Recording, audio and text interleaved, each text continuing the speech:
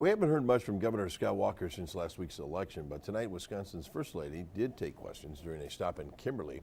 Jason Zimmerman spoke to Tonette Walker asking why the governor hasn't been seen. Since Lieutenant Governor Rebecca Clayfish took the stage on election night to address supporters, Governor Scott Walker has kept a low profile, simply releasing this statement the very next day, conceding the race to Tony Evers. What Walker does now remains a mystery. Action 2 News spoke to his wife, Tonette, who made a stop in Kimberly Monday night for an award presentation. We're going to be fine. The Walkers are going to be fine. You're going to hear from us soon. We're just figuring it all out, just like anybody that has to make a big move or a big change. We're just working it out. And he, you know, it's his. I want to tell, if you want to know exactly where he is, his father died 30 days ago, and he has not had much time to spend with his mother. Over the past few days, the governor shared several tweets about his father. One of the latest said, "Plenty to do to move my mother in her new place. Glad I'm able to help along with my brother and the rest of our families." A picture was also included. Other tweets since the election have cited Bible verses, acknowledged Veterans Day, or a sports team winning. Whether Walker stays in politics, his wife says it's too early to say. It's only been a week. I feel like it's been longer, but it's only been a week, and we don't know yet. Wisconsin's First Lady says her husband will address the public soon and that the family does intend to stay right here in the state. Reporting in Grand Chute, Jason Zimmerman, Action 2 News. We're now less than an hour away from the start of the Appleton Christmas Parade. Anticipation is building because people are lining College Avenue for the sights and sounds to come. And that is where Jason Zimmerman is standing by live. And look at what's happening there right now. Jason. Cammy, the crowd is much bigger now than what we saw at 5 o'clock. Some of these people, though, they've been out here since noon to reserve their spot. That is the earliest that the city allows you to place chairs and blankets along the avenue. Now, this year's parade theme is Home for the Holidays. Organizers tell me that this is the largest nighttime parade in the upper Midwest. About 80 units will participate, including floats, decorated vehicles, marching bands, and even some animal entries. Now, the highlight, of course, is Santa, who makes his appearance at the very end. The event goes back 48 years and was started as a way to kick off the holiday shopping season. It's tradition. I mean, it's been going on a long time. People in Appleton, more so than anywhere else, are parade crazy. I do all 3 parades, and they just show up, and they get into it. It will kick off at 6:55, and of course we will stick around out here and bring you all the highlights tonight at 10. Reporting live in Appleton, Jason Zimmerman, Action 2 News. The chilly temps are keeping some people anyway, from standing in line outside waiting for area stores to open to pick up those pre-Black Friday bargains. Jason Zimmerman spoke to a few of those shoppers. He's live outside the Fox River Mall in Grand Chute. Jason. Jeff, the mall just opened its doors a few minutes ago. However, many of the anchor stores, they've been open for several hours now. Now, you can see the parking lot right behind me. It is fairly busy at this moment. At around 2 o'clock this afternoon, this was the line outside of JCPenney where a steady flow of people told us they came early because of popular doorbuster items that they knew would go quickly. Now, it is a similar situation just about everywhere we checked. Many stores stagger their opening hours to allow people to jump around from place to place. Lots of people say they enjoy the Black Friday atmosphere and the excitement of the holiday shopping season.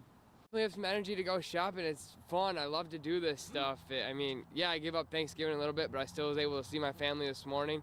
When I get back, I can go home and see them. So it'll be nice just to kind of, after this is done, go back and sit down, watch some football, and hang out with them.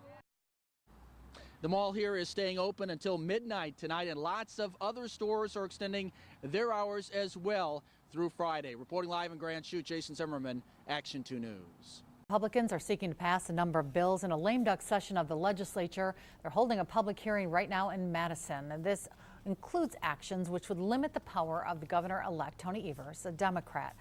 Jason Zimmerman has been following things on the Capitol lawn today. He joins us live with an update. Jason. Cammy, this hearing has attracted a capacity crowd, and many right now are still waiting to speak out. Outside the state capitol, there's also a protest underway.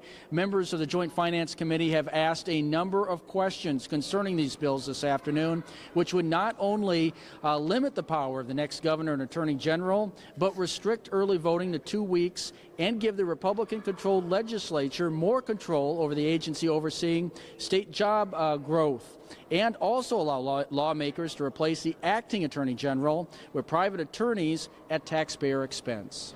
We want to ensure that the new administration doesn't try to work around the legislature and rule from the East Wing. We want both branches to have an equal seat at the table, and we believe that in the end this will allow for a better exchange and more cooperation. Anything the Republicans and especially the authors of this legislation are going to say about this today, the restoration of balance, good government, is a lie. It's a power grab. They lost and they're throwing a fit. And the public testimony on this just started a short time ago. Although the committee says they do plan to shut this down by 9:30 tonight, all of this setting the stage for lawmakers to vote as early as tomorrow. Reporting live in Madison, Jason Zimmerman, Action 2 News. Thank you, Jason. We have promised our constituents we will do everything in our power. Because the voters rejected their agenda. It's over. Good evening. Thanks for joining us. A heated debate is underway right now in Madison as lawmakers prepare to vote on a number of Republican-authored bills as part of this lame duck session. And this includes legislation to limit early voting and the power of Governor-elect Tony Evers, who's a Democrat. News 5 Jason Zimmerman has been following the events unfolding in the Capitol. He has a live report now from Madison. Jason.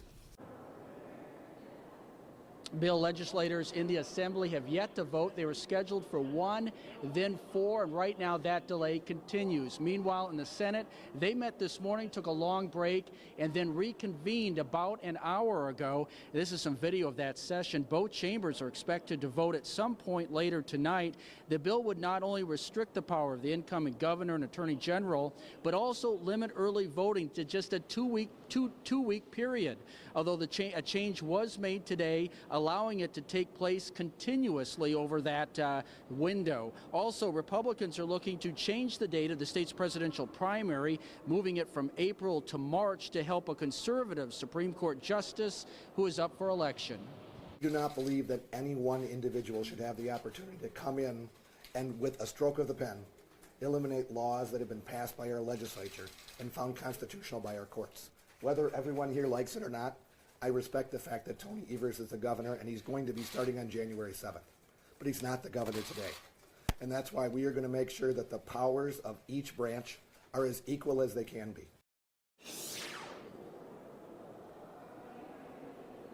Argument is that we're just trying to make the branches of government, quote, equal. It can't be subjective based on who is in that office. So the public of all stripes should be outraged that this is the priority for a group of legislators that just can't handle, they're sore losers because of the outcome of the election. And Democrats are threatening to file lawsuits in response to these bills, while Republican leadership says everything that's on the table is well within the parameters of the state constitution. Reporting live in Madison, Jason Zimmerman, Action 2 News.